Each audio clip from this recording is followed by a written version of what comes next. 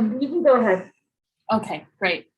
Well, thank you everyone for attending our second Public Health Subcommittee meeting. I have a very packed agenda today, so I am going to get moving immediately.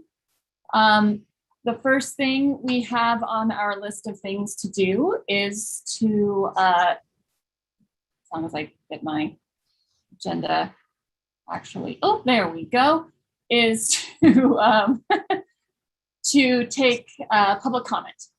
Is there any public comment before we get some information from a couple of invited experts?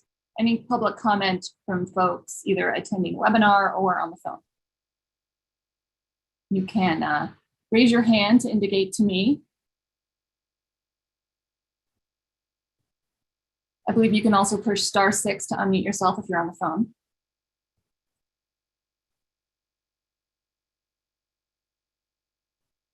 Okay. Is there any public comment visible to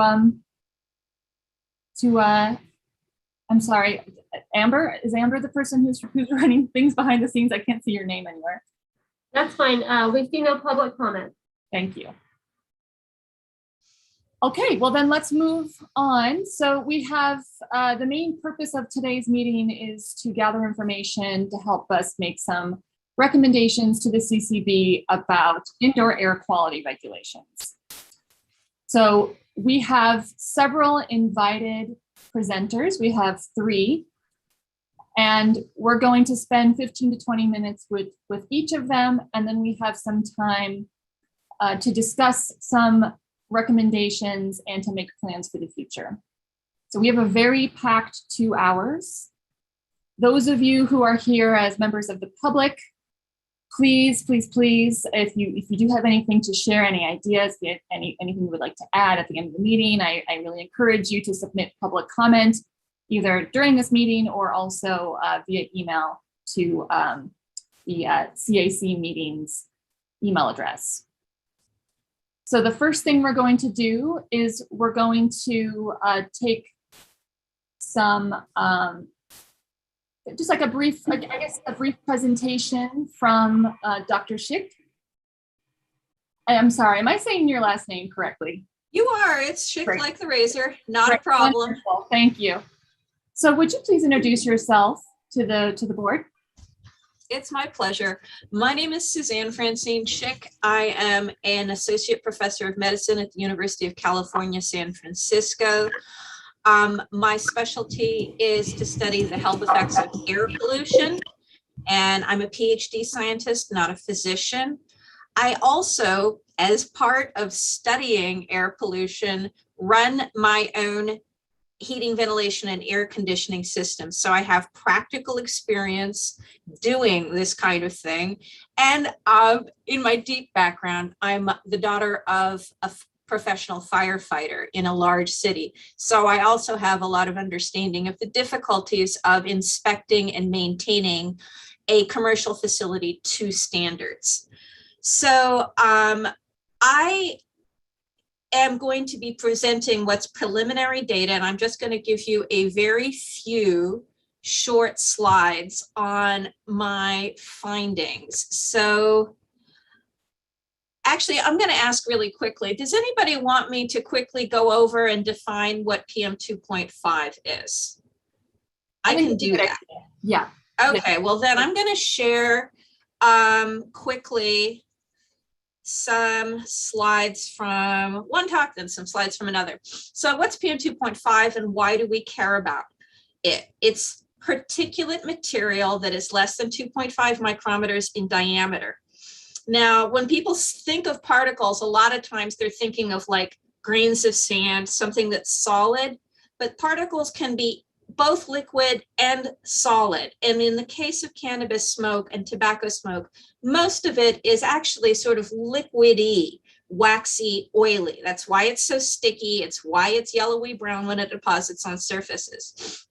And we care about small particles in particular, because the smaller a particle it is, the more likely it is to be able to evade the filtration systems in the upside of our respiratory tracts and actually make the trip all the way down to the bottom of our lungs to our alveoli, where there is the greatest potential for uptake and medical harm. So this is the grand old image from an EPA report many, many years ago. So if we visualize beach sand, that's 90 microns or micrometers in diameter. If we visualize a human hair, that's 50 to 70. If we visualize dust and pollen, that's around 10 micrometers in diameter. And here we have PM 2.5 and under. So let me dodge out of that and get over to I just really threw together some very quick slides. I'm going to stop my share, get my slides right back in order. I only made like 6 slides here. Come on you, there we are. And this is in essence my recommendations to you and some data from what I've been seeing. I've been studying air pollution in dispensaries in the San Francisco Bay Area for the past 4 years now. I've also been going out to festivals, concerts, events in the park, cannabis harvest festivals, and I'm taking a team of people and measuring PM 2.5 in the air. And I'm going to be focusing on our dispensary research because it's the most germane to how you control PM 2.5 and all of the other smoke chemicals. I'm going quick and dirty here, just focusing on the one that we have the most strong health information on. And the health information essentially tells us that almost no level of PM 2.5 is safe. Just this week, the results of yet another really large epidemiological study, this time in Europe, showed that as little as a 5 microgram per cubic meter increase in PM 2.5 is associated with additional mortality, additional cases of asthma, additional heart attacks, and additional strokes across a population. So keep in mind that right now, the EPA's 24-hour average air standard PM 2.5 concentration that's safe is considered to be 12 micrograms per cubic meter. So 3 different dispensaries that we visited, we did different kinds of experiments in the different dispensaries. We're there for different amounts of times. And these are just really preliminary data. Some of it's out in a publication, some of it's going to be submitted, and some of it's way too pilot to be published right now. So in the first dispensary, I'll be talking about 93% of the patrons smoke, as opposed to, and only 7% of them vaporize or dab.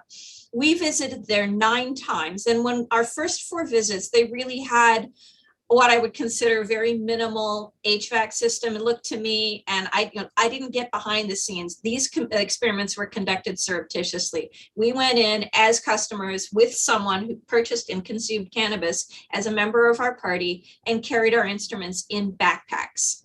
So we had a total of 10 hours of data over 2 years, and we made a total of 9 visits. So our first 4 visits, all they basically had, it looked like, was maybe a furnace and then one tiny little box fan sitting up on a shelf in the consumption room, circulating the air, but not removing any of it.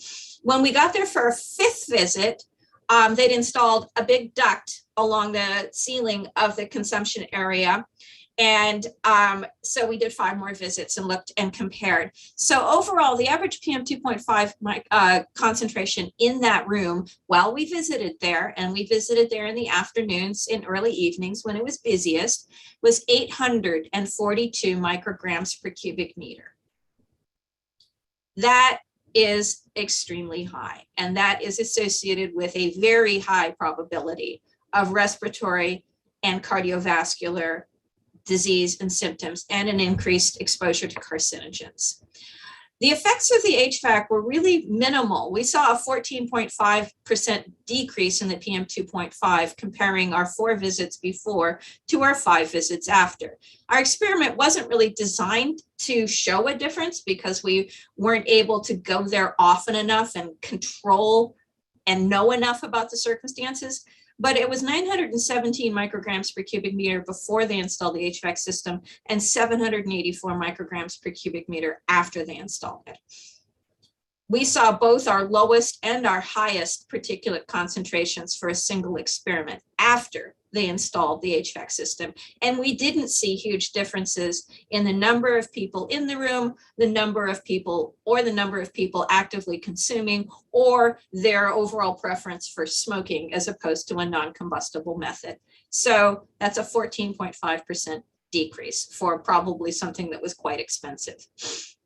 In dispensary number 2, we actually had this, they actually collaborated with us. So we were able to collect 35 entire days, 24 hours a day of data. Plus we did 5 shorter visits to this dispensary. And if you average the PM2.5 over the entire business day, so from busy times to quiet times, in a dispensary where only vaporizing and dabbing were allowed, the average PM2.5 was 85 micrograms per cubic meter, substantially lower, like tenfold lower than in the dispensary that allowed smoking. But they had fewer patrons in there at a given time normally. They didn't have as much space for people to consume in, and so they weren't able to accommodate as many active users. So it isn't a simple single factor reason, but I do think that you do have lower emissions with vaporizing and dabbing simply because there isn't a side stream constantly smoldering. You're making an emission with dabbing, usually when someone's exhaling and then when they're basically burning off the unused material from the surface of the dab rig. And with vaporizing, it depends on the rig. It can be either only exhaled, or in this place, they were using volcano vaporizers. And sometimes people would fill in a volcano vaporizers, you fill a bag and then inhale from the aerosol from the bag.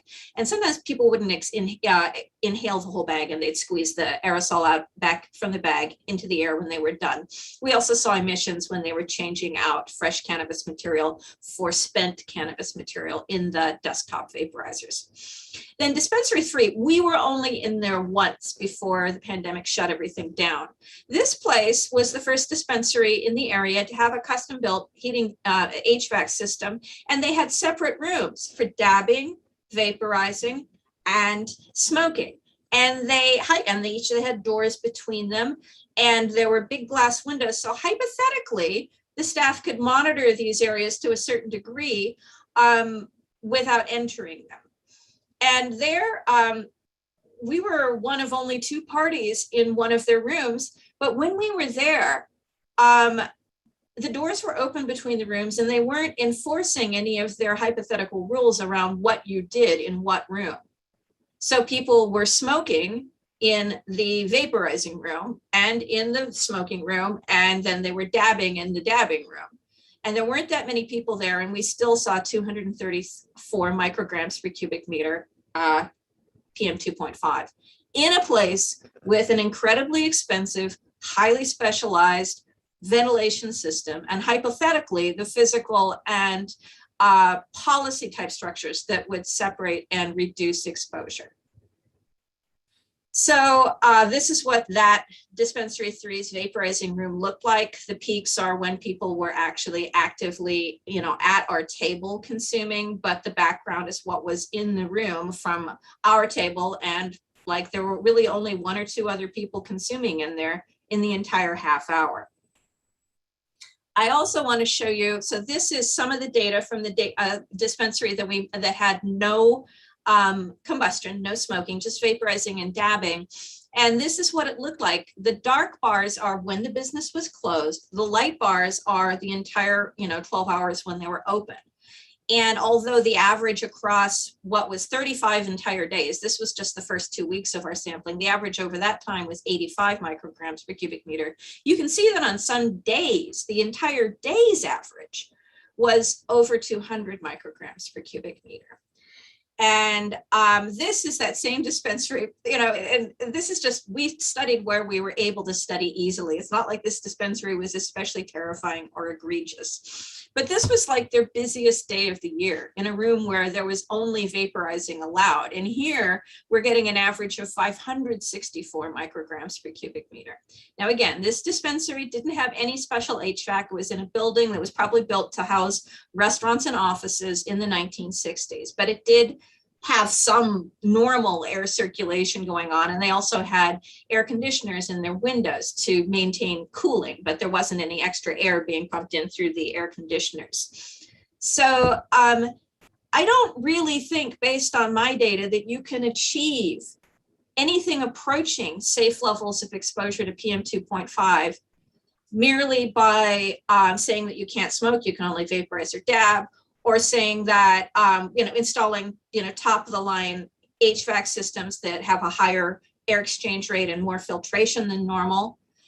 And or by like structurally separating different kinds of consumption and behavior, because those separations don't work across all the working conditions of a typical dispensary.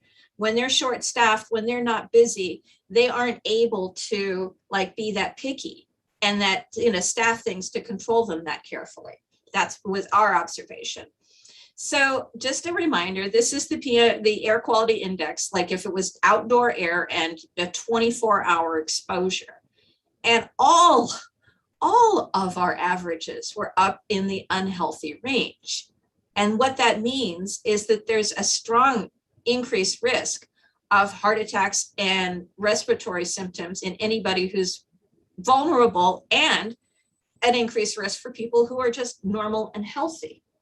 So I know that your task is to take something that's really not that great, how do we, allow people to do something that's dangerous in a public space.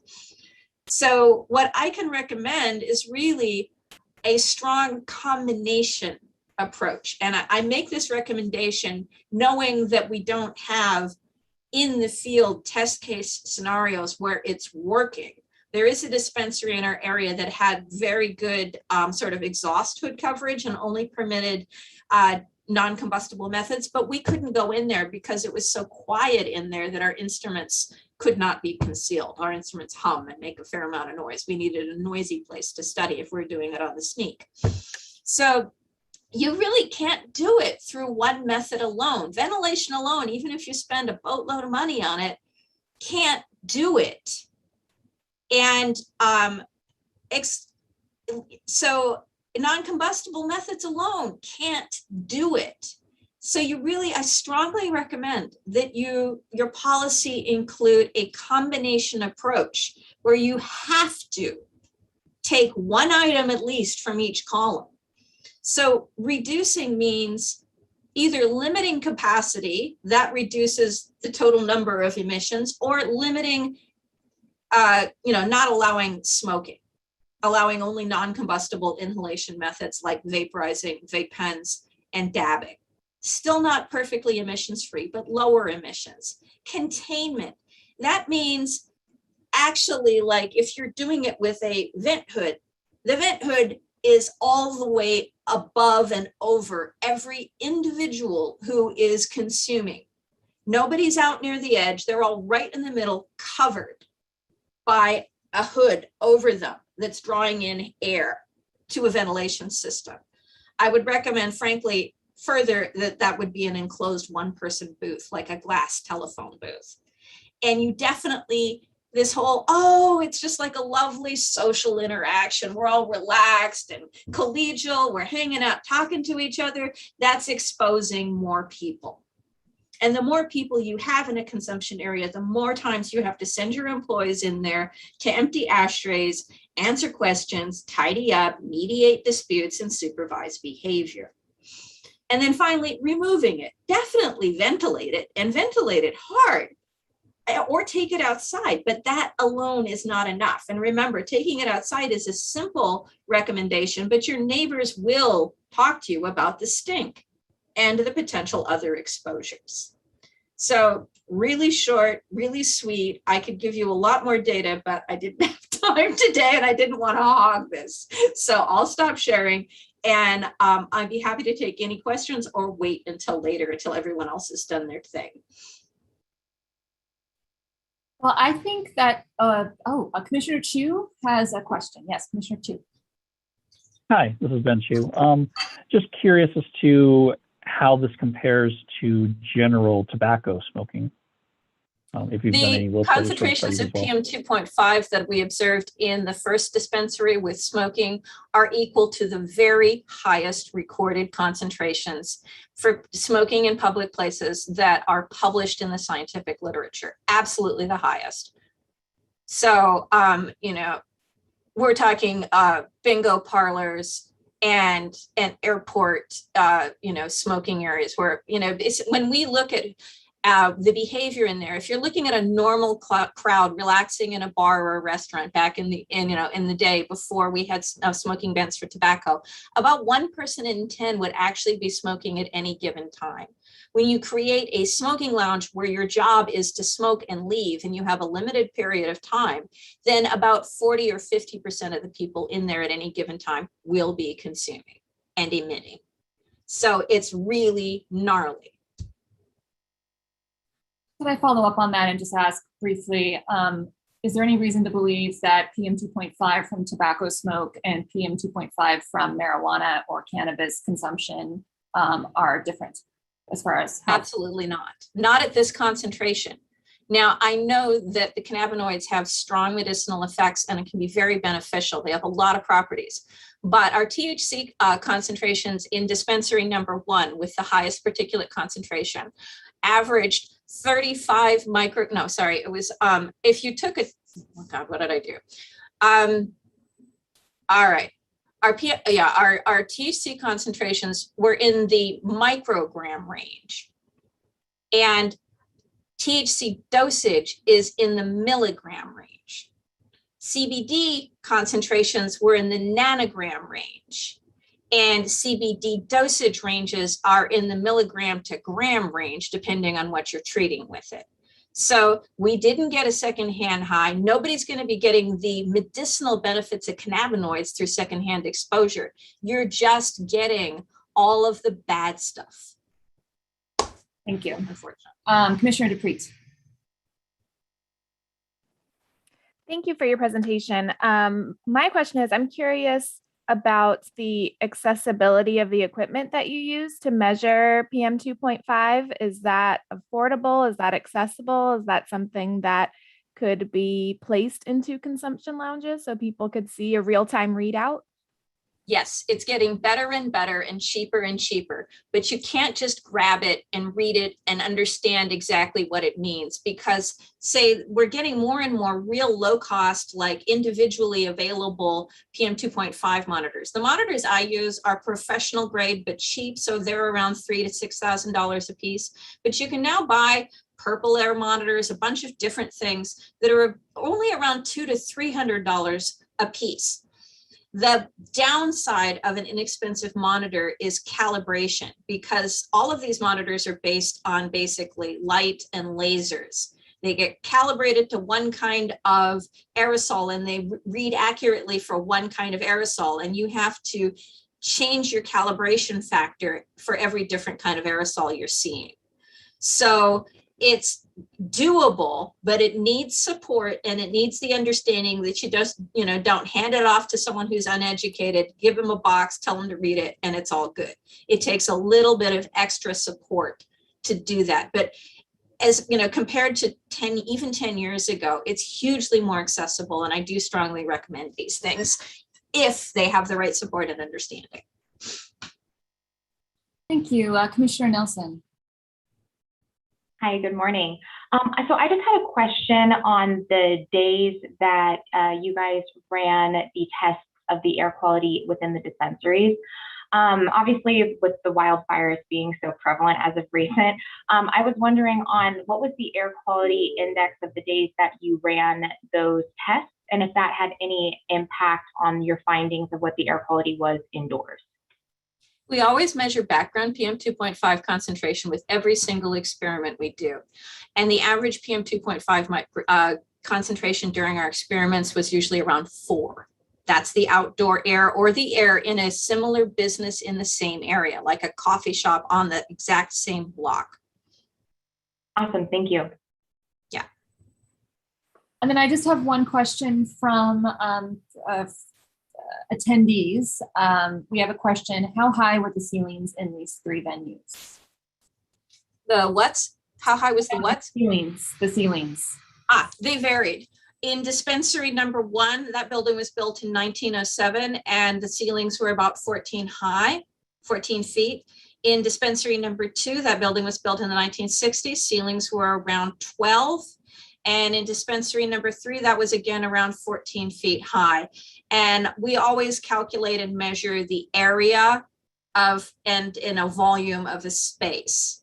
So that data is always available.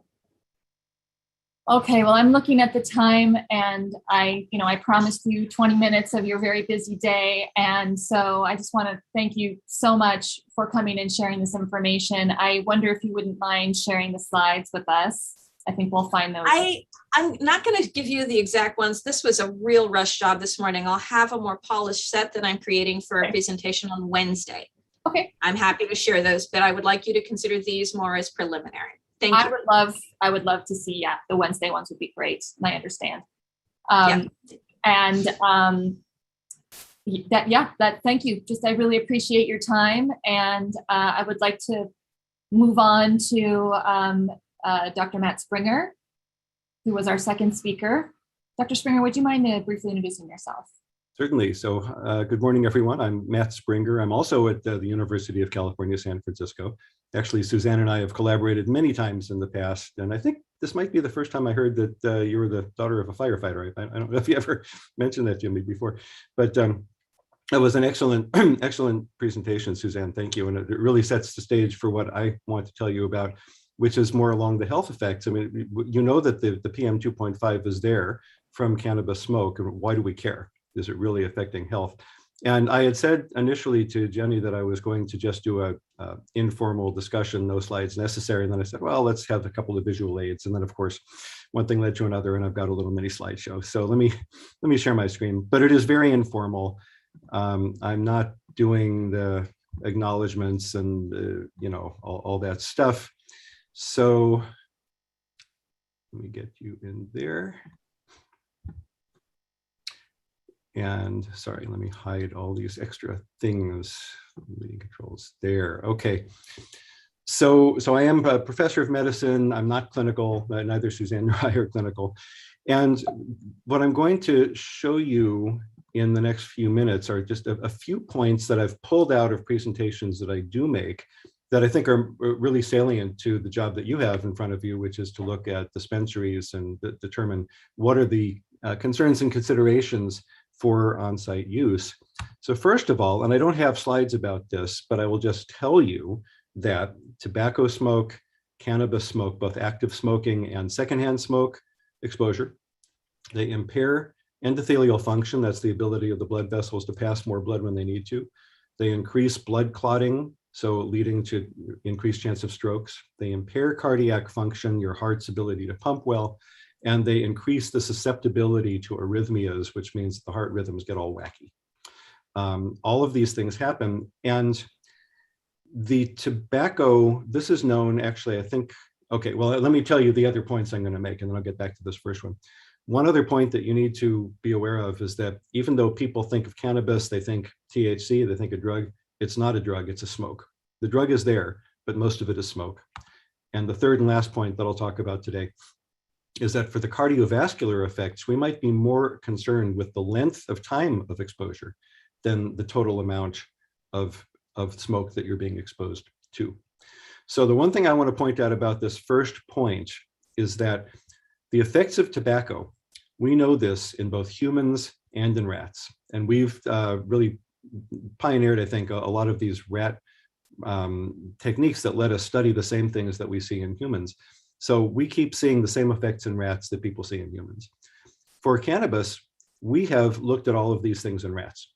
And there's limited information about the effects of humans, but the effects of tobacco smoke in rats and humans are so similar And the effects of tobacco and cannabis smoke in rats are very similar. So it's pretty easy extrapolation that the effects in humans will probably be similar too. And at the end, I will get into that a little bit. So, you know, I do whole presentations about how the health effects work, but I think for this purpose, just be aware that all of these cardiovascular effects are occurring from both tobacco and cannabis. Now, here's one of the issues that people really get caught up on, especially if you start to express concern about the smoke from marijuana, from cannabis, is that a lot of people assume that it's just THC and CBD. You see all the smoke there and they ignore it. They say, what are the effects of THC? What are the effects of CBD? And how do we regulate it? Well, let's take alcohol as our model. You shouldn't do that because marijuana is much more than THC and CBD. It is a whole host, thousands of chemicals. And you don't have to read this. This is just a graphic that I like to show to give you an example. One of you had asked what the similarity is between marijuana and tobacco smoke. And you might not even be able to see this on your screen, but these are comparisons of tobacco smoke and marijuana smoke under two different conditions. They looked both at the smoke that people actively inhale, and they looked at the side stream smoke that comes off of the burning tip for lots of chemicals.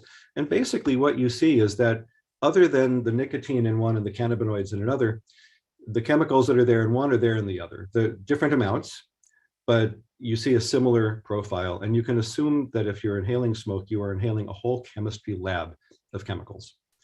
Many of these are toxic. So it doesn't matter whether it's tobacco, marijuana, wildfires, etc. All this stuff is there. So that's one point that I think is very important. And regulators frequently get sort of sidetracked with the alcohol model. But you know, people who drink alcohol aren't forcing the people around them to drink alcohol too, right? So you really have to be concerned about the smoke effect. Specific for dispensaries, and I'm going to keep the slide part of this relatively short because I want to leave time for discussion. For dispensaries, something that I hear a lot, and I'm sure you hear it all the time, is our employees. Why should we care about what our employees are being exposed to? Because they're all smoking anyways. They all use marijuana. So who cares, right?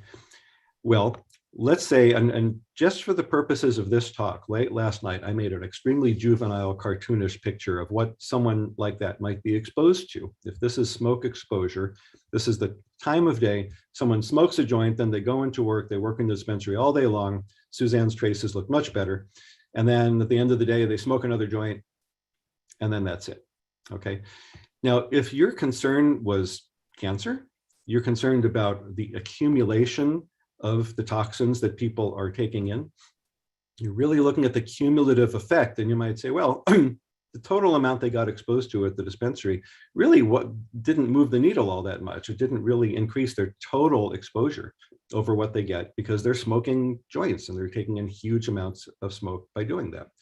However, for cardiovascular effects, and I should mention that for tobacco smoke, cardiovascular problems kill more people than cancer. That's what is thought, at least for secondhand smoke exposure. It's cardiovascular. For cardiovascular effects, we're not necessarily looking at cumulative effects. It's more a matter of there being a threshold. Anything above a certain level has similar effects. And we've seen that as we've exposed rats to all kinds of things at all kinds of levels, and they all have similar reductions of endothelial function, for example, similar cardiac problems. Doesn't even matter if some of them are more exposure than others. So once you get beyond a certain point, you have a problem. And so in a model like that, if you have a threshold, and this is a bit hypothetical here, right? But if your threshold is below the level of the constant exposure that they're seeing during the day, then it's not that this is just a little bit extra. This is actually the majority of the exposure time. They're getting that length of exposure.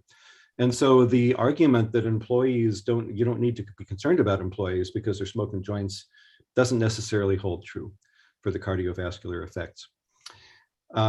One last thing that I want to say, and this, I just plucked these out of talks, so you don't really have to look at everything here, but what do we know about the effects of cannabis smoking, cannabis use in humans?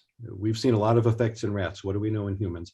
There have been a history of little studies, little and mid-sized studies before about 2016.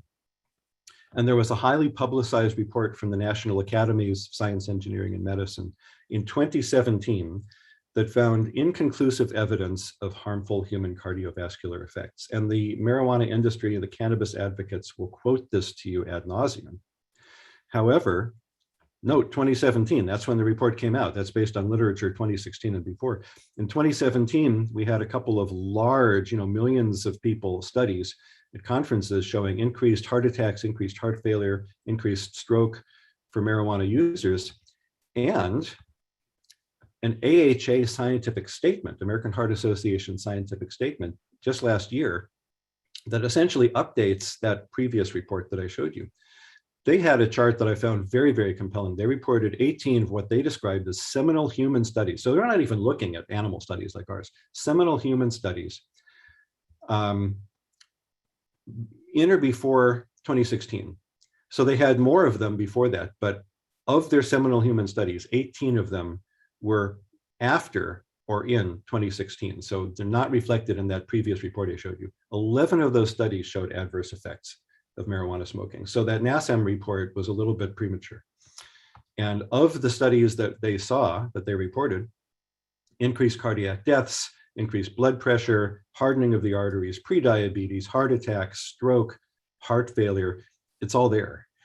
And it gets a little bit messy because one of them actually reported a higher incidence of heart attacks, but lower mortality rate. So maybe the cannabinoids are doing something beneficial.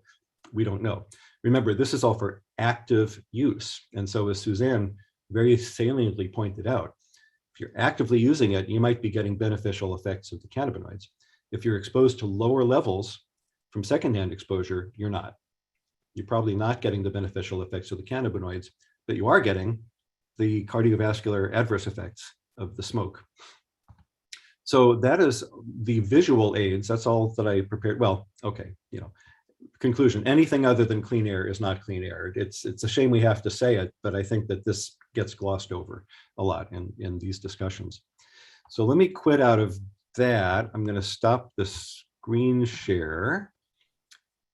And just wanted to add one extra thing without visual aid that I think will be relevant, which is that if you're looking at what is the long-term effects of the short-term exposures, it's been known since the 1990s that humans who are chronic smokers have poor endothelial function, poor vascular function, and that humans who are exposed over and over again to secondhand smoke in their life have poor vascular function.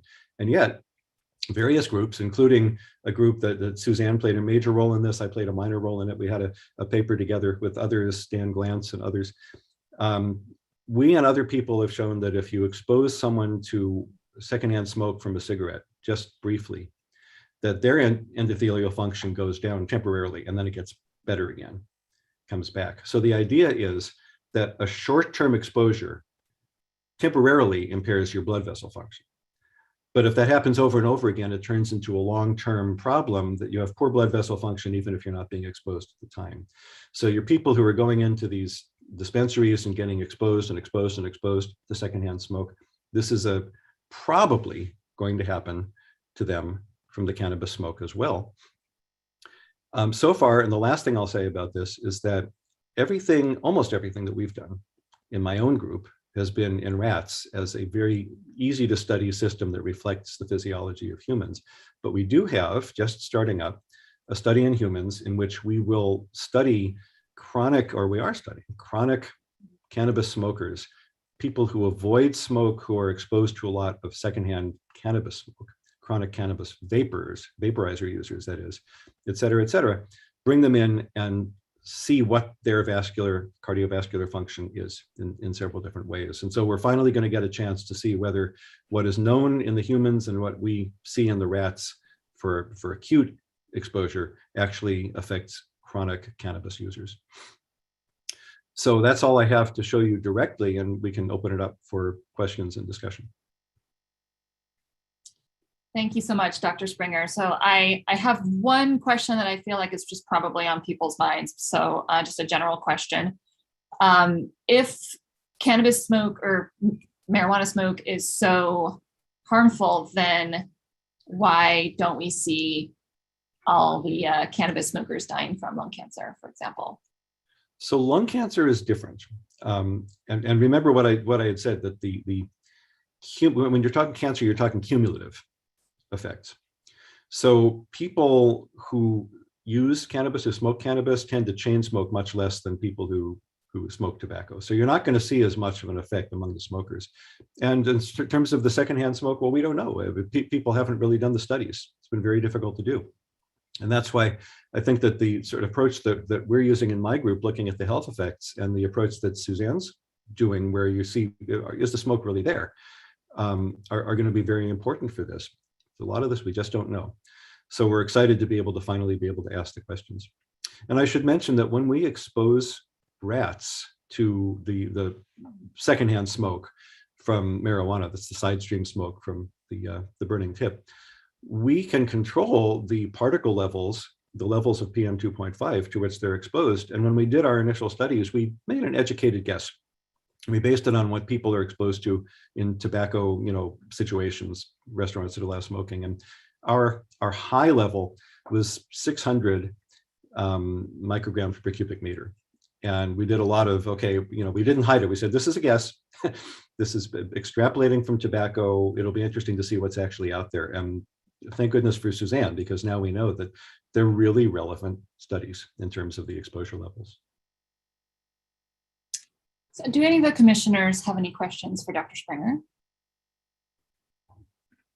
Well, while you're thinking, I've got another question for you. So listening to your talk, to me, it sounds like from a public health perspective, we should be most concerned about the exposures for people who are working in the cannabis consumption lounges. They are the ones that are going to have chronic exposure. They are the ones that are at risk of hitting that potential ceiling of cardiovascular effects multiple times throughout their day. And I see Dr. Schick has joined us as well. Do you agree with that? What are your feelings about which groups we should kind of consider most when we're thinking about our indoor air quality regulations? Well, I mean, if I take that first, I'd say the employees who are working there, who are being exposed constantly, I'm assuming that customers come and leave. So if a customer has come to actively use it, they're probably not getting exposed to all that much more by being there during that period of time. The employees are being exposed to it, and Jenny, you and I were talking about this by email just recently. The people who come there who don't use inhalable forms, the people who are there to get edibles that ordinarily wouldn't be exposed to this, they're being good and avoiding smoke and aerosol from cannabis. Why should they be exposed to it just by going to get their edibles? Yeah, I would like to concur with Matt. I'm always most concerned about the employees, the people who are having the day in, day out exposure. But I would add, who comes to dispensaries? Often it is someone who's coming there to pick up something for medical use. Now, the sickest people are getting it delivered, but there's a lot of people, basically over the age of 50, having some cardiovascular risk factors. Those are the people who are primed to have a heart attack when they're encountering high PM 2.5 concentrations. That's, our epidemiological data come from transient increases in outdoor air PM 2.5 concentrations. And it doesn't take a long time to send somebody who's already, teetering on the brink of a heart attack, has got that little itty bitty fragment of something that's about ready to drift loose and clog up a vessel. Then you have this influx of toxins, your clotting changes, everything gets worse for you for that 30 to 50 minutes. I also, the reason I turn this on is I want to remind people that there are very few studies of the health effects in smokers of smoking bans. There's a couple studies of people who worked in bars before and after bans. And yes, they're hellaciously difficult studies to do, but two of the studies did see improvements in health in the smokers. Improvements in respiratory symptoms, fewer stinging eyes, less congestion, less coughing, and in one study, an actual tangible improvement in lung function when they were testing for expiratory volume. there aren't many of those studies on the ground, but it's not because nobody's interested in the question. It's because getting the buy-in from the employer and the employees and finding the employee, when you need to do the test. It's just one of those experiments that's way out there on the difficulty scale, practically speaking. So, and I also want to add that in my time in dispensaries, talking informally with the people who work in them, there are non-smokers who work in dispensaries, people whose only consumption is edibles. And I think as dispensaries become more common in our state, we're going to see people who work in them who don't use cannabis at all because it's a job and they need a job. We already see people who are exposed occupationally who are working as staff in concerts and in bars and restaurants where, there's outdoor smoking areas and cannabis is consumed, without, legal approval. You also have to be concerned about the people who are emptying the garbage, cleaning the floors. If the police ever have to come in for some reason, they walk in there. If it's in another build, a unit in a multi-unit building, what's getting into the adjoining units. I mean, personally, I think that the approach that San Francisco has taken, Jenny, that you mentioned, which I'm a little bit behind in that in their actual policies, but separating between different kinds of use in different kinds of rooms, things like that. My ideal situation would be just to treat smoking marijuana like smoking tobacco. The places you can smoke tobacco, you can smoke marijuana. If it hasn't been causing a problem with tobacco all this time, it won't cause a problem with marijuana. Unfortunately, people aren't looking at cannabis as a smoke, they're looking at it as a drug. Mm. And that's why this is occurring. And so it's all been forced indoors. And then you have these problems. Commissioner Nelson, do you have a question? Yes, actually, kind of just a general question for either of our experts to chime in on. But are there any forms of personal protective equipment, such as respirators or face masks, that would offer any form of protection for employees working in a smoke environment? I'll leave that to Suzanne. Okay. Yes, and they are uncomfortable and they make you look weird. Now, we all have a lot of experience recently with masks. So an N95 mask will filter out the PM 2.5, but not the volatile organic compounds. You want to go there, you're talking about something where you're wearing a big heavy battery pack around your waist on a belt, and you've got a Hvac hood like a spaceman over your head, and you've got a big filter apparatus and a blower, or you've got a gas mask with, capsules on it, but that is an extremely uncomfortable thing to wear. You don't want to wear it very long. Probably and everyone not a good will look for business. No, and yeah, I mean, businesses are trying to make this seem comfortable and normal, and wearing PPE scotches that. It can be done. It certainly can be done. When I'm running smoke experiments, I encourage my employees to wear the PPE when they're in a space that's going to be smoky. Not when we're doing our dispensary surreptitious experiments. That would be kind of counterproductive for sneaking in. But we only do those maybe once a month, and you don't have to do those when you work in my lab. Great, thank you so much. I'm also, just from my own reading of the literature, getting the impression that we don't really need to be worried about unintentional highs when it comes to exposure. Yeah, okay, great. So, we had talked about this a little bit previously, being concerned about, people who are serving getting unintentionally high and that impeding their ability to, do their jobs well. So that's not something we need to be concerned about. No, but it really doesn't seem to me. There's the best study in the scientific literature, other than the one we're working on right now, where we've, basically not many people have measured THC in secondhand smoke. It's just been technically difficult. Not many labs can do it. So somebody did a chamber experiment where they literally had 6 people in a 12 cubic meter room. So like a tiny room. Yeah, really small, all packed in together, and the windows and doors taped shut.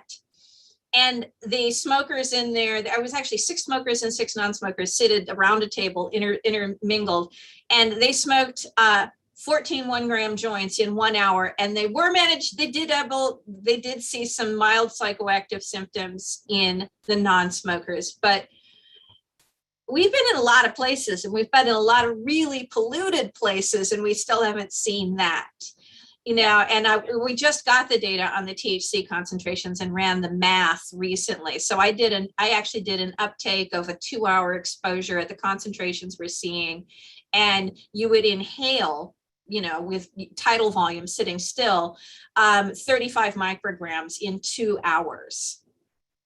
And that's not enough to get anybody high. A microdose is 1 milligram, and a standard serving dose is 10 milligrams. And we also just perceptually, we don't feel high. And some of us know what feeling high feels like. Some of us don't. Working in these really smoky, when it's really bad and really smoky, you feel shitty at the end of even a 4-hour experiment. And that's the longest any of ours run. It is a strong stressor. It's like working in a really, really noisy concert hall. It just wears you out. And then you go home and you stink. But, you know. But the issue of the secondhand high, it's this red herring that it really creates a big messaging problem. Because if you go online and you look for people asking the question, is it bad to be exposed to someone else smoking cannabis? And the answers that you will see, other than the ones who are enlightened who have seen our research, the answers that you'll see is, no, don't worry about it. You won't get high. And they looked to see if people who use cannabis get lung cancer, and they don't, so you'll be fine. Those are 2. No high, no lung cancer, so you're fine. They completely ignore everything else. Cardiovascular People effects. also worry a lot about positive drug tests. A huge amount of the literature surrounds that. And the standard drug test, like the simplest, cheapest one, is 50 nanograms per THC or metabolite per mil of urine or deciliter of urine. And a secondhand exposure doesn't see that. You have to use a much more sensitive, much more expensive test to see metabolites after even a fairly long secondhand exposure. And that doesn't correlate with getting high at all. Right. Okay. People sometimes think they're having a secondhand high if they've never been high before, and they're like nervous and they're in a different environment. But we don't see it, and there's no, and pharmacologically, there's no reason to see it. Are there any more questions from the commissioners for our experts? Okay. I have one last question for you. You mentioned, Dr. Schick, in your presentation, outdoor consumption. But you said that you would also recommend pulling from your 2 other columns. So Yep. I'm imagining an outdoor concert venue. And I'm having a hard time imagining outdoor concert venue in Vegas, for example. Mhm. I can imagine allowing cannabis use at an outdoor concert venue, and with other, obviously many other regulations in place. But I'm pulling up a slide set right now where I was actually at an outdoor concert in the Bay Area. Just a minute. Alrighty, share screen. And here we go. Share. Let me navigate on down to the right slide. All right, come on, you. All right, PM 2.5 at the Lauryn Hill concert. Outdoor concert. Background average 5.4 micrograms per cubic meter. Event average nearly 50. Now this is mixed use. It's not all cannabis, but most of it appeared to be cannabis. And this was this taken in the crowd? Yeah, we were in the in the event. Let me see if I've got an image of it. Yeah, and this is what it. This is what it looked like here. This is a package. It wasn't even that crowded. I've been in so many concerts, indoors and outdoors, that there were a lot more crowded. We weren't in the mosh pit at the front, but we weren't way at the back either. Where is that, Suzanne? That's at the Shoreline Amphitheater down Oh. south. Okay. All right. Yeah. Thank you for that. Well, You're I welcome. Ken has slides. I wish the answer was, here's exactly what you should do. Too bad. Looks like it's going to be way more complicated than that. I'm really sorry. And I know this is hard for you guys. It's a burden. I wish we had an easy one. Yeah. But we don't. And the Yeah. only thing I can say is that you're likely to achieve something that makes everyone a lot happier if you combine approaches. Yes, that's great. And I also keep very much in mind valuing, well, I don't want to take any more of your time. So I recognize we have one more expert we need to speak to. So I just want to thank both of you so much for donating your time to us. You are incredibly busy people, and you just really added a lot to our conversation. So I want to thank you both so much. I think we both feel really honored by being invited. You do the work. You're the ones who are actually putting it in action at the ground. You're exactly who we want to talk to. So thank you so much. Yeah, we do the research and then hope someone cares about it. I care. I definitely care. Well, wonderful. I'm sure that we'll be in touch, and thanks again. Great. Bye-bye, everybody. Signing off. Bye. So moving on to the last expert. In our last meeting, we had talked a lot about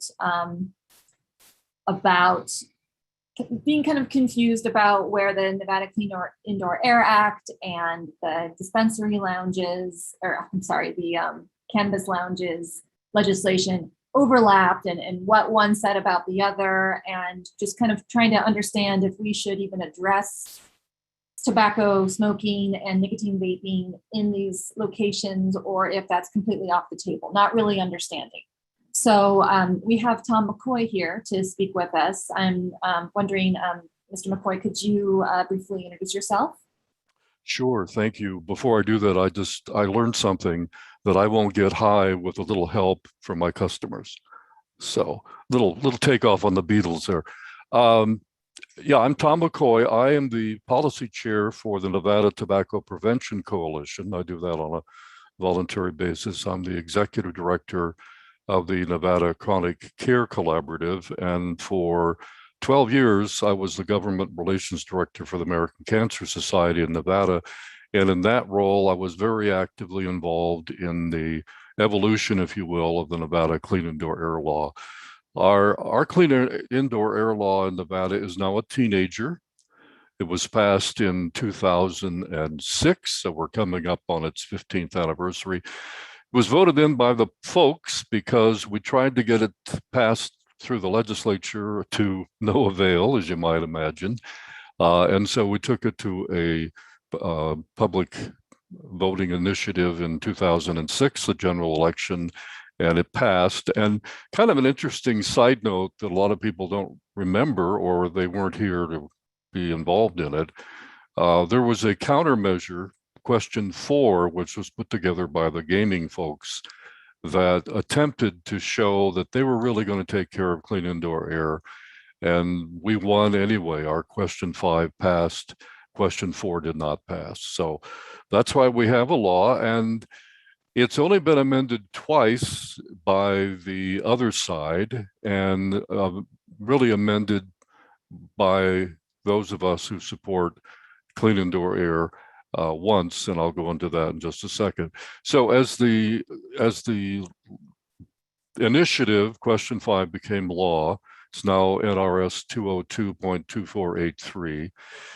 It set out, and this is very clear, and it gets back to what Suzanne was talking about and Dr. Springer, and that is we're talking about employees.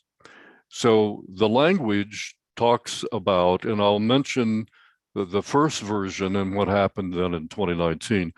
NRS 202.2483 started out by saying smoking tobacco, and it would read as this: except as otherwise provided in subsection 3, which are the exceptions, smoking tobacco in any form is prohibited within indoor places of employment. And I won't go through the listing that they have there.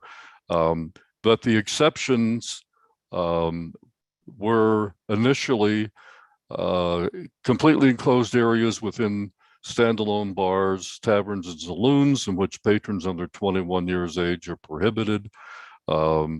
Areas within casinos where loitering by minors is already prohibited by state law, so forth and so on.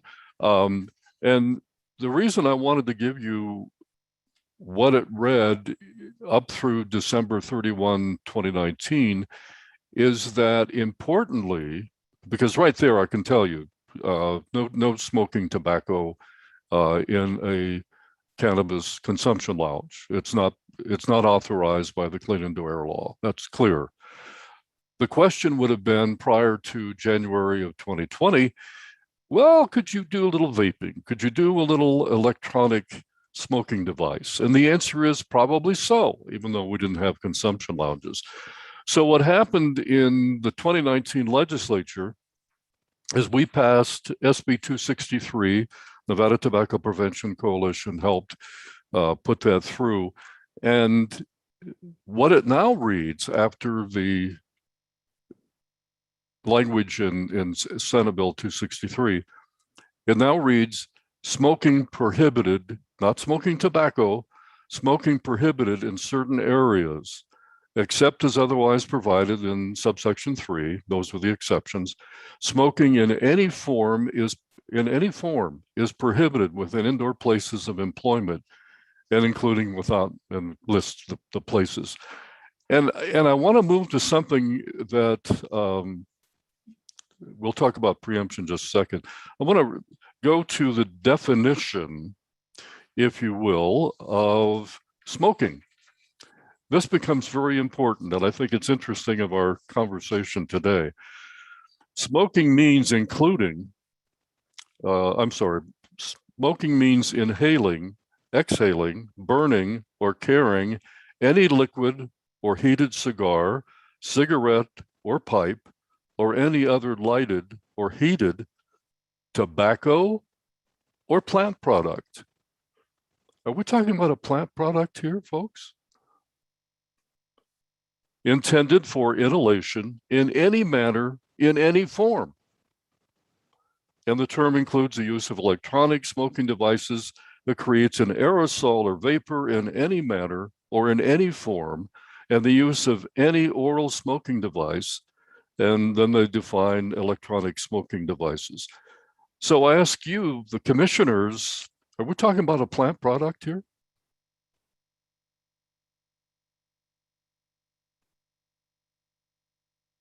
If so, I don't think you can do what you want to think that you're talking about having to worry about. I mean, that's just a general statement.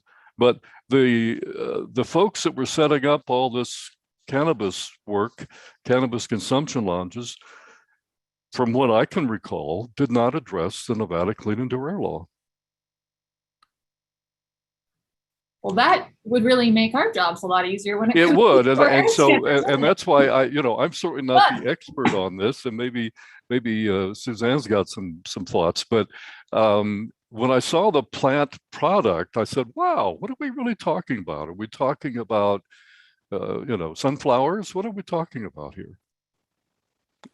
Yes, that is a very good question, and I think we need some legal analysis. Yeah. Because this might and referring just a second to, and I don't know what, they're pretty old studies, but Dr. Springer mentioned the cardiovascular. There was a study done in Northern Nevada casinos by Stanford and Tufts.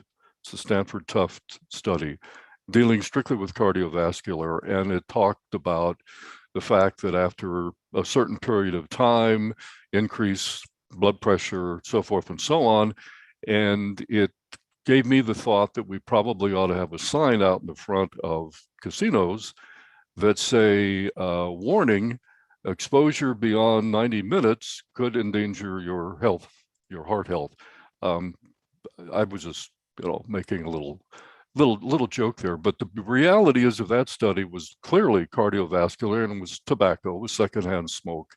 in casinos. And then also, you're probably familiar with the NIOSH study, National Institute of Occupational and Safety Health, which was done in Southern Nevada in 2009.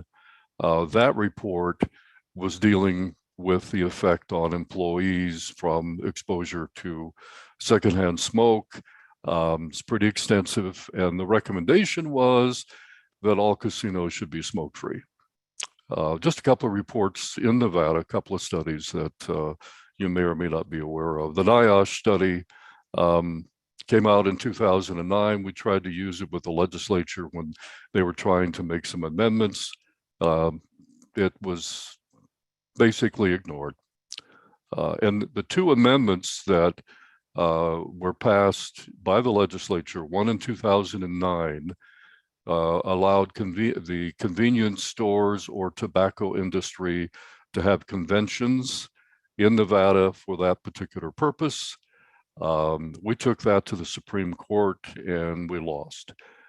In 2011, standalone bars where food is served was carved out as a new exemption as long as it was age restricted or basically keeping kids out. So those are the two exemptions that were passed into law by the legislature.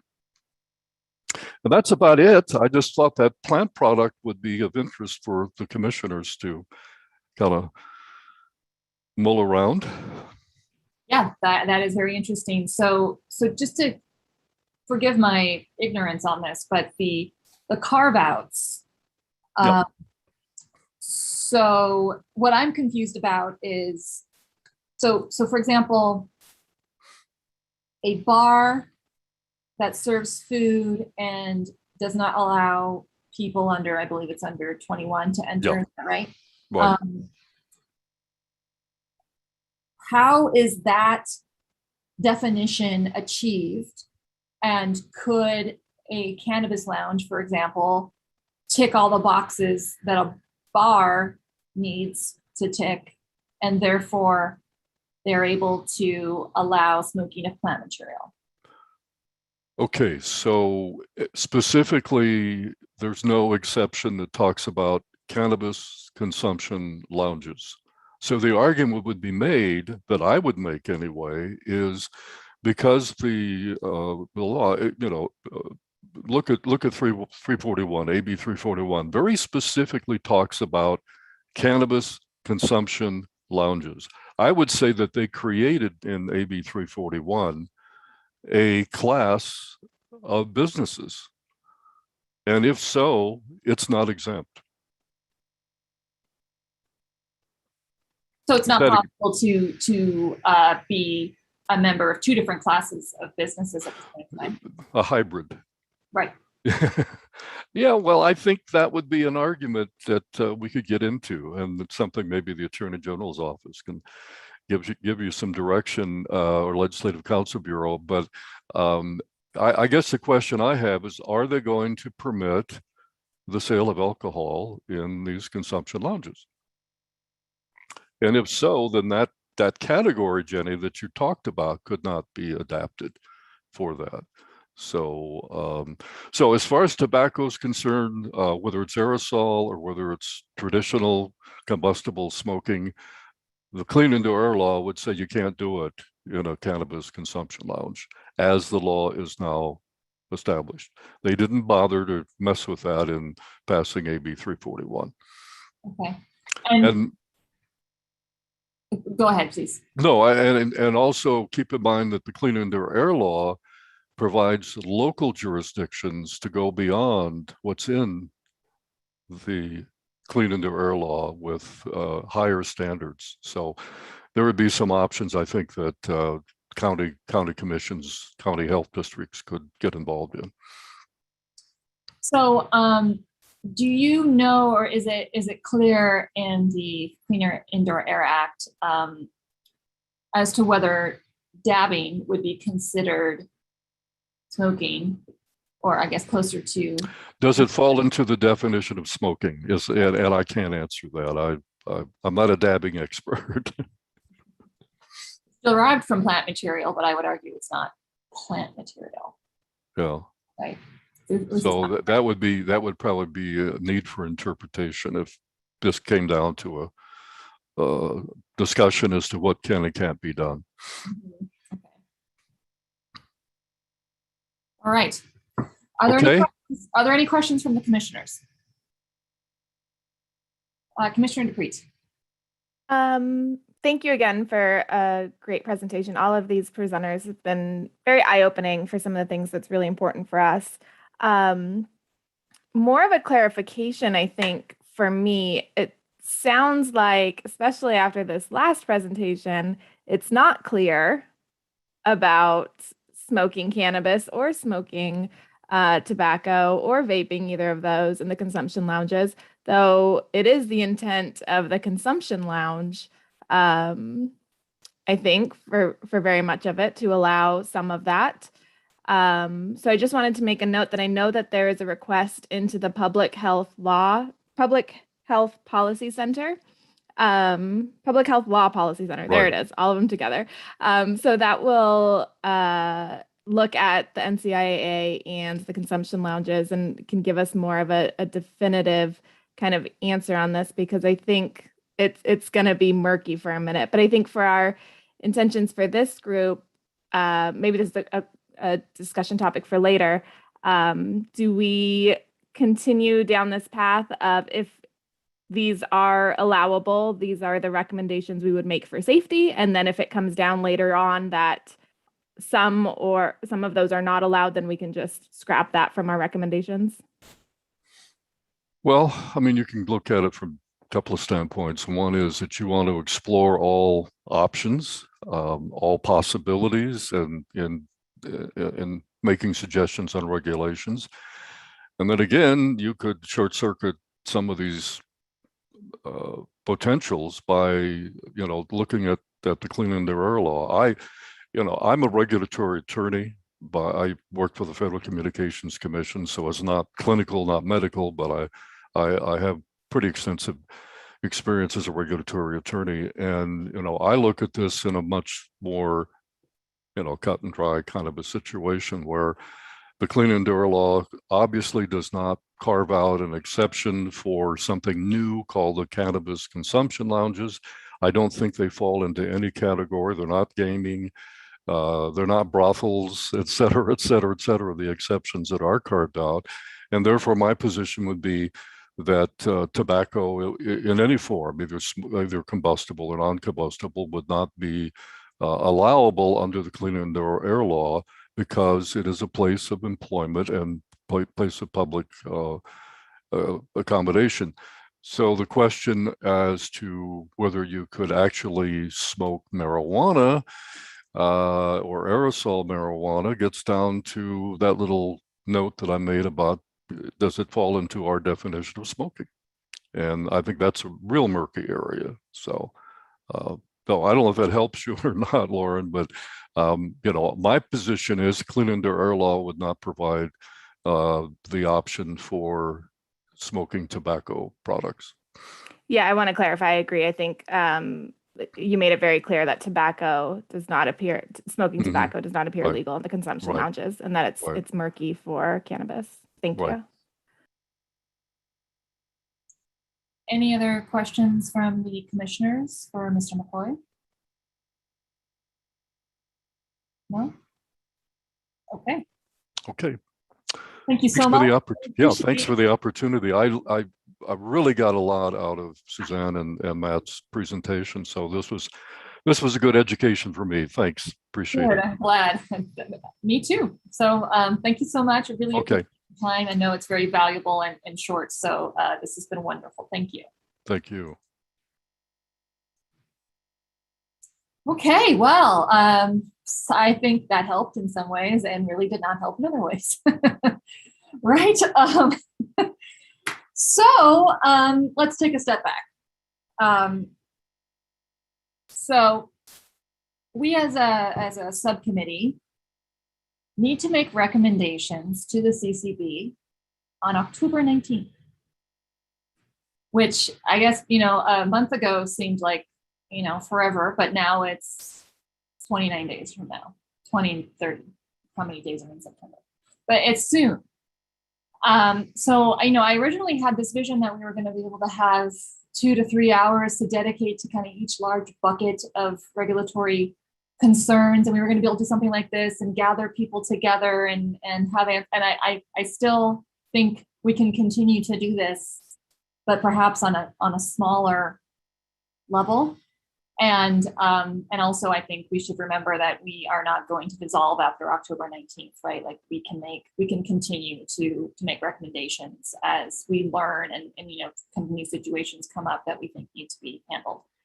But keeping in mind that we have a goal of helping the CCB make the best recommendations possible to maximize benefits and minimize harms to public health, given consumption lounges are now legal in Nevada. I have an idea of kind of going forward that I would like to put to all of you. And that is that, we'll spend the remaining time today, I guess maybe like 20 minutes, kind of discussing what our kind of feelings are going forward when it comes to recommendations for air regulations. But then I would like to go back to that document that we were working on last time. And, we had assigned areas to everyone. What I would like to do is next meeting, which I believe I asked you to have 3 hours available. I would like for each commissioner to come to that meeting with recommendations for your area. And if you would like to also bring in an expert or two to kind of explain or kind of address some questions that you still have lingering, we can talk about that and make sure there's room in the agenda. But we're probably only going to have 2 more meetings before we need to have some finalized recommendations to the CCB. And so I'd like to get kind of first draft recommendations out and discussed at the next meeting. And then the last meeting before the 19th is let's nail down what we can agree on. And that means I think there's going to be more kind of work on your own, bring it back to the group. What do you all think about that?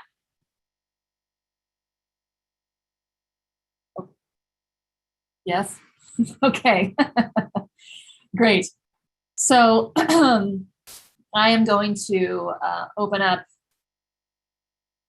just on my own computer, I'm not going to share my screen.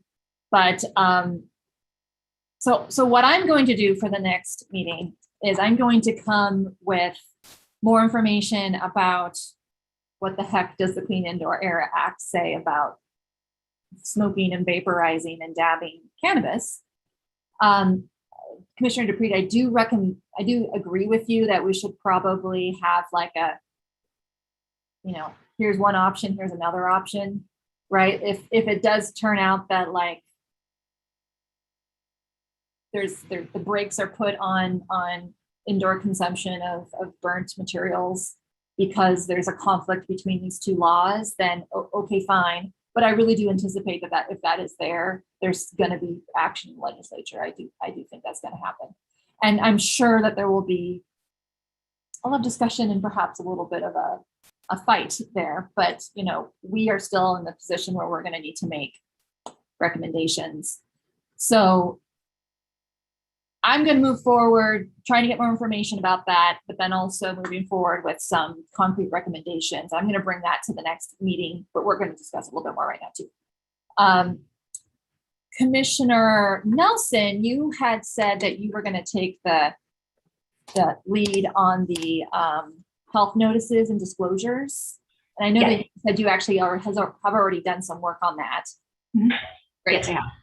So perhaps you could come with some solid recommendations in that area next meeting. Wonderful. And I'm imagining like a couple of slides, maybe just so it's easier for people to kind of look at it and, digest. Some of us are visual learners, some of us are not.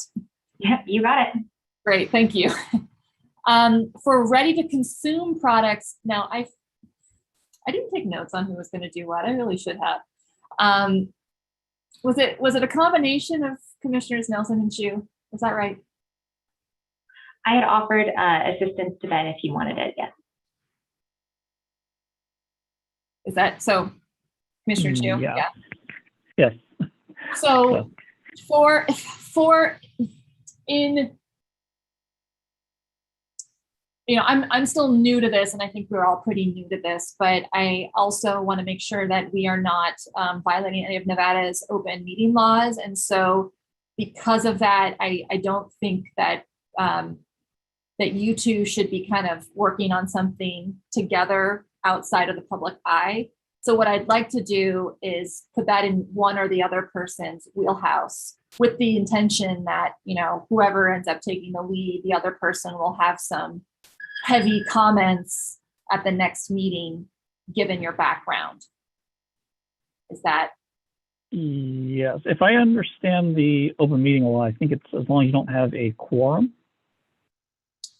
I'm honestly not sure. I think, yeah, I think, and we can ask the Amber about this as the clarification, but I thought as long as basically what, we are 5 people? Yes. Is that on the committee? That's right. I think if only 2 of us have some minor discussions, I think it's okay. Once you get that third person, then it's a quorum. That's a problem. And that, yes, I think. Anyone from CCB, but Amber can anyone from the CCB help us out there? Is it okay if 2 commissioners kind of come to the next meeting with some collaborative work on recommendations? This is Amber. That is my understanding as well. We also have Rosalie Bordelev on the line. She's one of our senior deputy attorney generals. Oh, great. Hi, am I unmuted? I think I am. Yes. So if 2 are going to work together to come back with recommendations, you run the risk of being a subcommittee under the open meeting law. Okay. It might be a little better off for members to work individually. Okay. But members can always work individually and come back. If some were to end up talking to each other, it's not the end of the world, but to the extent that you're kind of delegating them to go work together, that's where you run into the subcommittee definition. Got it. Okay. All right. So I'm going to say again, you know, one of you could take the lead and the other one again comes with ready to give heavy recommendations given your background and expertise. So given that, maybe Commissioner Chu, could you take that on as the? Yes. Great. Thank you. So this was the pre-packaged ready to eat stuff, right? As opposed Yep. to anything being made on site. Okay. Correct. Yep. And I can share the notes that this is all up on the CCB website also, and also it was sent around to the commission, but I can share it again. And then we have occupational health and training and inspections. And I see we have Commissioner Hayes with us, which is fabulous. Just in time so that you weren't going to be voluntold to do anything. Sorry, I just didn't think anybody could see or hear me. I didn't have any buttons here. You know, you were probably on the wrong side of the webinar. So there's 2 different links. There's a link for the public and there's a link for the commissioners. So you were on the public side. I'm new to Zoom. I'm sorry. Okay, at least you're here now. I mean, that means that you heard the experts, yeah? I heard some of the air and all of the guy with the smoking law, which I had already thought of, and I just assumed people were taking care of that because it would be a complete violation of the smoking law. Turns out it's us. This is one of the things that I've always found amazing is that, you know, at some point you assume other people are taking care of it, but once you get to a certain point in life and leadership, it's actually you're the one taking care of it. So it's us. Right. Yeah. As far as I understand, unless there's something happening I don't know about. So it's not totally off base. And I have done some homework on the training. There is no guidance that is out there because it's so illegal at a national level. Mm-hmm. So if we're going to make up training, we're going to have to make up our own training. Oh, okay. All right. Or we can also take inspiration from other jurisdictions, right? Yes. So, yes. So I guess that, so as I'm moving through kind of the topics of things to assign, does that mean that Commissioner Hayes, were you going to take the lead on the occupational health and training? Is that right? Yeah. The how we train people to inspect this kind of facility. I'm happy to do that. Okay. Well, then I would put that under inspections. Okay. Okay. And then that means Commissioner Dupree, you are more occupational health and training. Is that correct? Honestly, I don't have the notes in front of me. And so if you tell me what you need, we can. I think that your background and expertise would work quite well. And I actually was looking around at other jurisdictions that allow cannabis lounges, and there are some. This is the area where it's like, how do we train employees to identify people who are at risk of sexual violence, for example, and like there are a few places that already have some ideas going there. So one of the things I'm going to do this week is also create some way to share a lot of the materials that I have been gathering the past couple of weeks with all of you, because I think you'll find them pretty useful.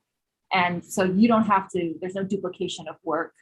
For example, I have, links to San Francisco's regulations about consumption in dispensaries, and Palm Springs and Colorado's and Massachusetts, and so we can kind of see what they've already done.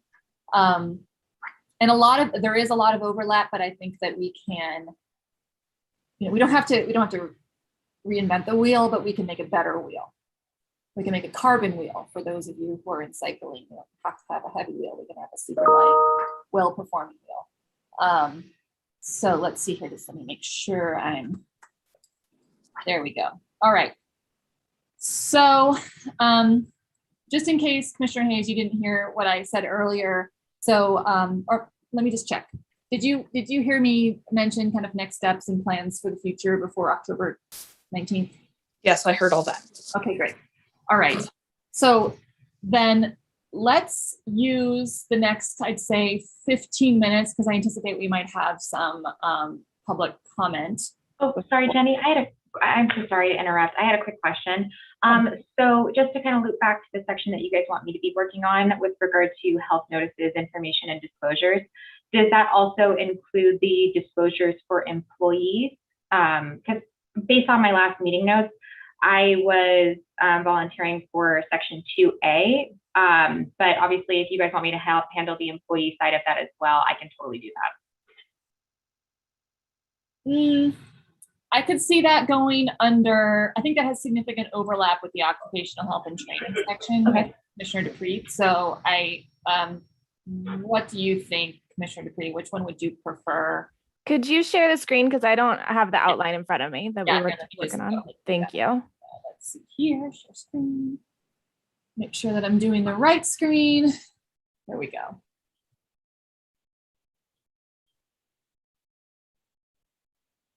Okay, so can you see my, Yes, thank you. great. So here is the section 2 with the health notices, and here's section 2A, that's the health notices for patrons. And then what was just mentioned is the health notices for employees, which I think does have significant overlap. They're kind of, Yep.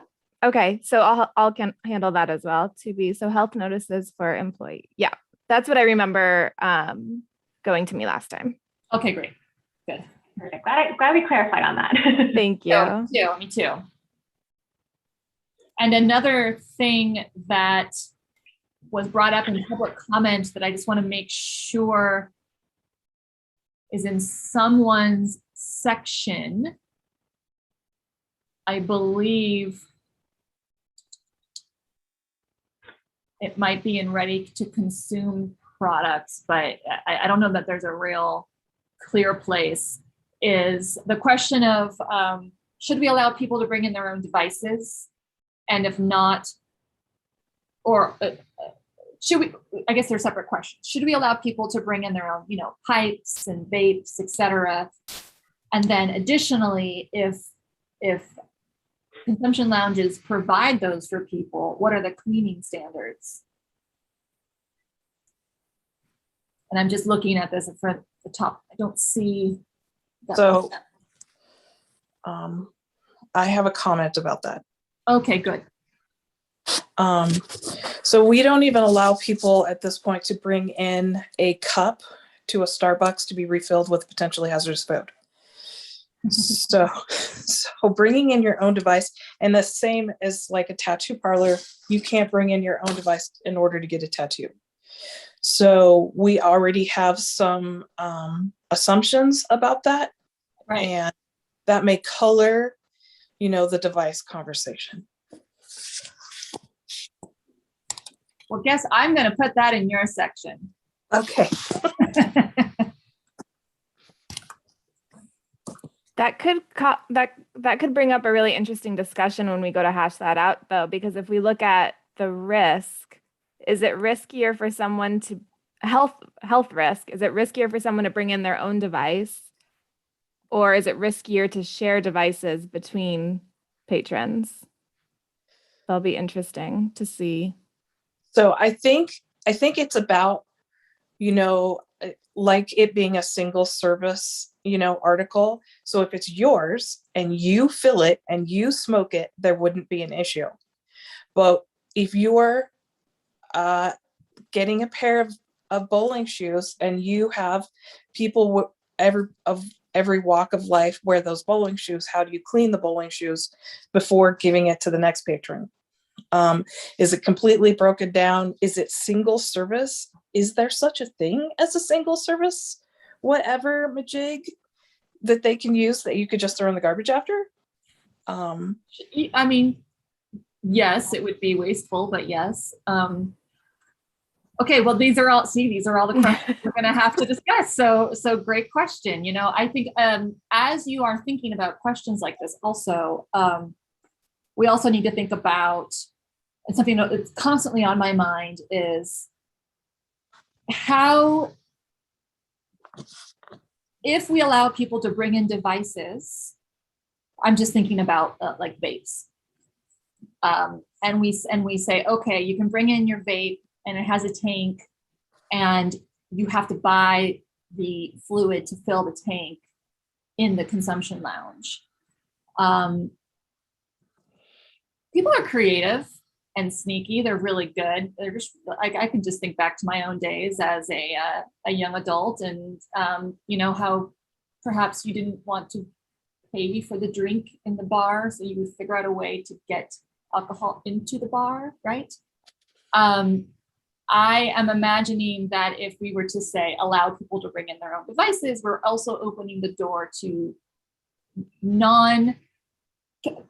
products that were not purchased on site being consumed on site, whether they are cannabis or tobacco or nicotine containing or something else. So, that's not explicitly a public health question. It's more like a enforcement kind of question, though I think it has public health implications. But just as we're thinking about these things, there's multiple dimensions we're gonna have to think about. Commissioner Dupree, you had something to add there? Oh, no, I was just agreeing with you. That's a good point. I could definitely see that happening.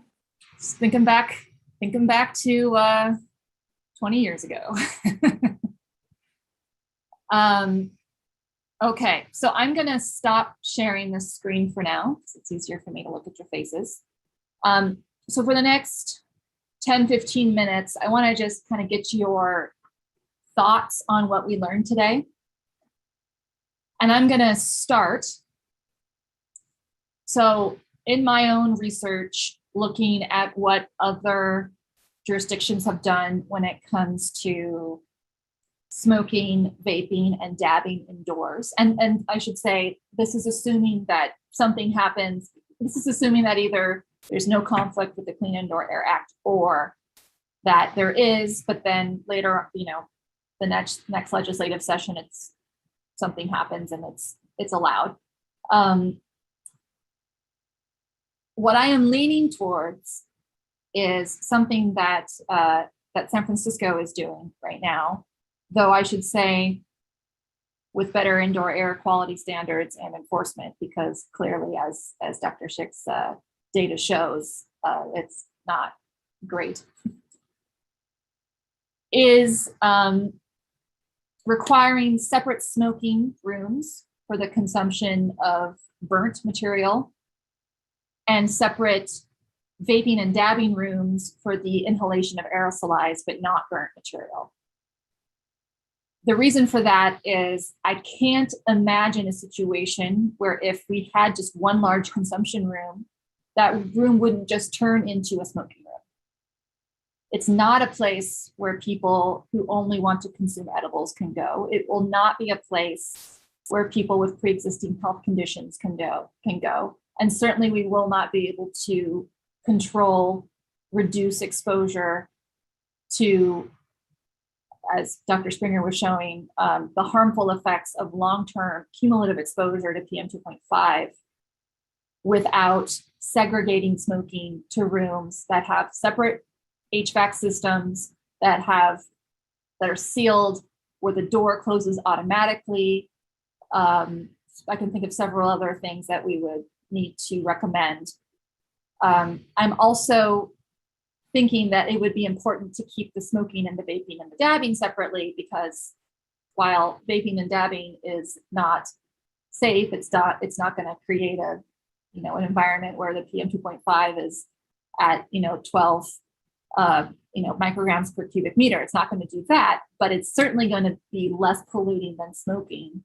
And so, if you are someone who has said, I vape, and one of the reasons I vape is because I'm concerned about the cardiovascular and respiratory effects of smoking, then, again, the smoking determines the risk to a large degree for the room, not completely, but for a large degree. So that's where I'm leaning right now. I would like to hear what you all think about that. Yeah, Commissioner Nelson.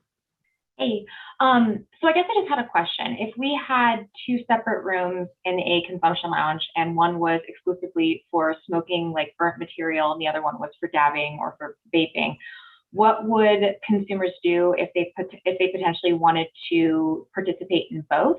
And what happens if you had a mixed party that showed up to the consumption lounge and some people wanted to dab and some people wanted to smoke, but ultimately they wanted a table together? Would they have to be separated? I think probably they would.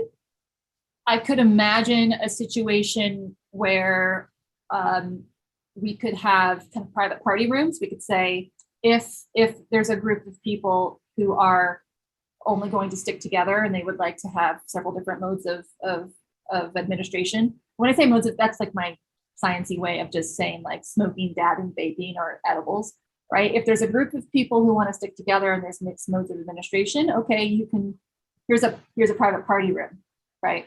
Where you guys get to go off and be on your own. Yeah, I could imagine that. Hi, it's Teresa. We already have those issues when we are creating smoking and non-smoking areas in places we permit. Access to the bathroom becomes an issue. When you open a door into a common area and then, have to go to the bathroom, or somebody has to walk through a smoking room in order to get to the only bathroom in the building. Those are challenges that we now deal with, and I don't see them going away with this. So we would have to be very clear about access to the bathrooms. I think we can do that. It's the beautiful thing right now is that we're kind of starting from scratch. We don't have to work around, pre-existing kind of situations for casinos, for example. We can say, hey, let's imagine a person who has chosen to vape, who lives in an apartment where they're not able to legally vape, and who needs a place to vape cannabis off-site. What are we going to do in order to make the consumption lounge a legal and healthy, choice for them, an option for them? And so I think we could say the bathroom has to be accessible through clean indoor air, through perhaps the room where edibles are allowed. That would be okay, right? People aren't producing PM 2.5 as they're consuming edible cannabis, but the whole separate entrances. I mean, right now, those smoking rooms have to have separate entrances from the outside, not the inside. So now you have two doors. Yeah. So, and I don't people really, when they created the smoking rules. I don't really think they thought about buildings, especially if they were historical buildings that could not be modified. Or for other reasons they could not be modified, where the plumbing was, it became too expensive. Now we're looking at variances for those people who, I should be able to have a business in this location, but I can't do this. And I don't really think it's that important. I think we need to get ahead of that curve as opposed to coming in behind it like we did with the smoking rule. Yep, I agree with you. If for example, if we recommend that smoking rooms should only be accessible from the outside, and then people want to build an historic building, well, those two things don't go together, right? Right. Okay, Commissioner Chu. Hi. Yes, I do agree with you that we do need to make recommendations for eventually having smoking or vaping available. It'll be unfair to people designing these places to change it on them in 2 years, right? When it comes back in, then they have to go back, and it could be very, very expensive to do something like that. I guess the other question that's out there is, as I mentioned before, is the secondhand smoke for the employees and how we're kind of dealing with that. So I think that's part of it. And, I think I don't know if Teresa has recommendations based on the casino areas, how do you, deal with the waitresses or waiters and the wait staff there running through from the bars there that are do all smoking. What do you do with employees that don't smoke?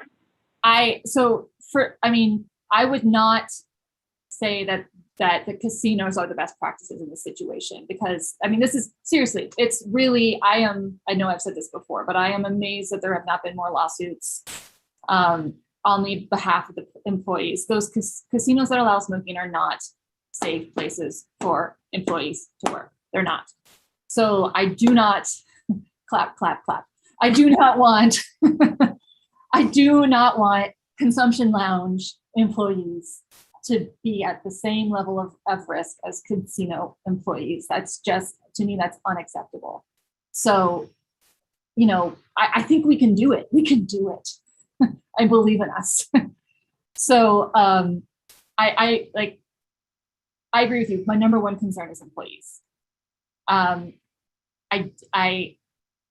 can imagine almost like bank teller types of interactions. When you drive up and there's glass and there's like a little thing where actually, I don't know, really doesn't happen as much anymore, but like a little place where you can, put through your money. And I can imagine something like that to minimize employee exposure to secondhand smoke and to PM 2.5. Occasionally they might have to enter the room, but that could be where, PPE is appropriate. And again, as Matt said, it's all about exposure, cumulative exposure. Well, cumulative exposure, I should say, cumulative exposure for cancer, momentary exposure for pushing you into cardiac and respiratory event risk. So, I can imagine several different scenarios, and I will come to next meeting with some of those scenarios kind of thought through. Commissioner Nelson, is your hand still up on purpose, or new one? Okay, and then yes. So I guess with the idea of having, let me back up. So would your idea be a mandate that consumption lounges all have to have 3 rooms, like an edible room, a dab room, and a smoking room? Okay, so if they intend to allow all of those modes, right? They could say we're an edible only place, or we're a vaping only place, I suppose. And then they wouldn't need to do that necessarily.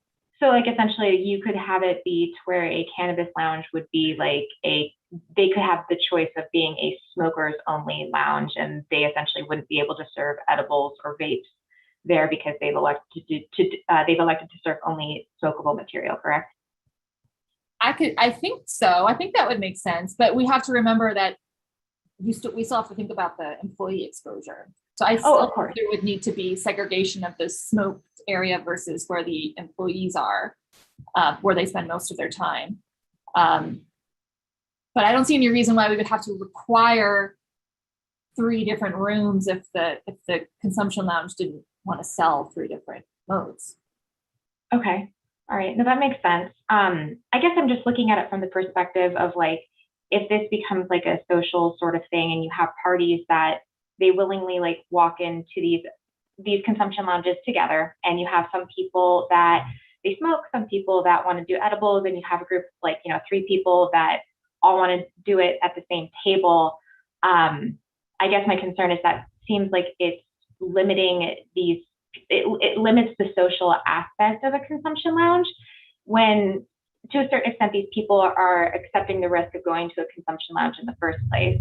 So I guess just from my social experience with cannabis, like being able to allow consumption lounges to have the option to, collectively serve as they want. Obviously, I really respect the idea of having smoking only sections, but if somebody wants to eat an edible in that smoking section and they make that choice for themselves, I'm not sure if that's our place to stop it, Yeah, no, I think that makes sense. I think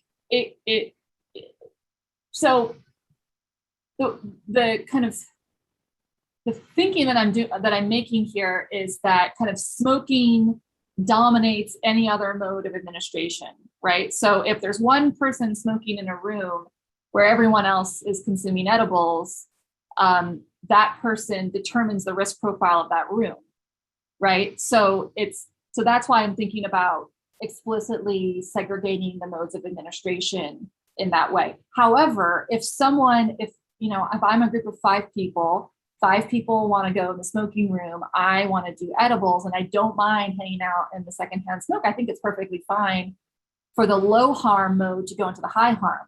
What I don't want is the other way around. So I could see like edibles going into the vaping or the smoking, or dabbing and vaping going into the smoking, but not smoking going into the vaping and the edibles room. You know what I'm saying? No, that makes perfect sense. Okay, Commissioner Dupree, and then we need to leave some time for public comment. So a few things I wanted to touch on. One, I like what you just said about the low harm moving into the higher harm rooms. I think that makes a lot of sense. Also, I think in the absence of that, I was kind of envisioning it as like bar hopping downtown. Like you can go to a brewery and then you take turns. You go to the brewery for the guy who likes beer, and then you go next door to the cocktail lounge for the guy who likes cocktails, and you just rotate.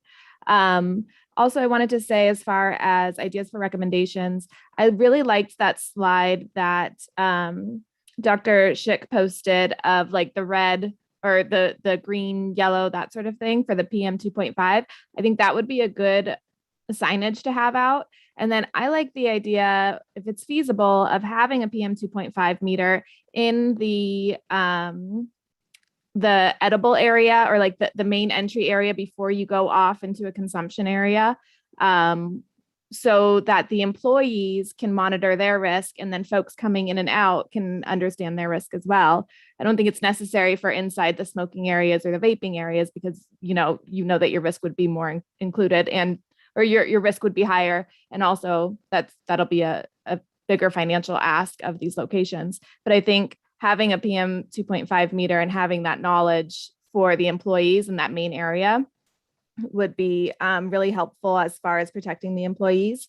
And then, for the consumption areas, I could see, just having service up at a bar front or a counter front or something like that. And then if people need something else, they can come back to the front, grab it, and then go back, not necessarily having like service out there.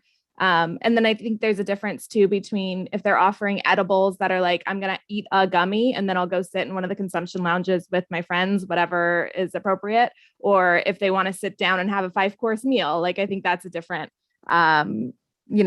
setting as well. So really a lot to consider as we move forward. Yeah, absolutely. And I'm also imagining that consumption lounges will have specialties, right? So I don't think any one lounge will be the place where people go to do everything, except for maybe a few. I mean, there might be a few like mega lounges out there where we do all the things, but I could imagine places that are kind of more the spot for folks who are, medical card holders to go versus people who are, not particularly experienced users, but go someplace on a a Friday to relax. I could see all these things happening. So thank you, all of you, for your feedback. This has been really helpful. I'd now like to open it up to public comment. So for folks who are on Zoom, you can raise your hand. For people who are on the phone, I believe you can push *6 to unmute yourself. So anyone who has any public comment?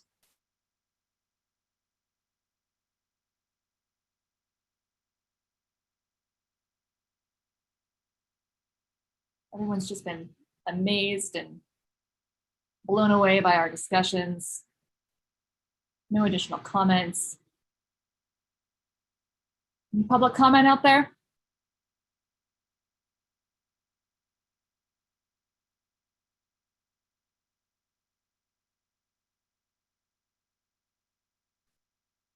All right, well, I really recommend and welcome written comment.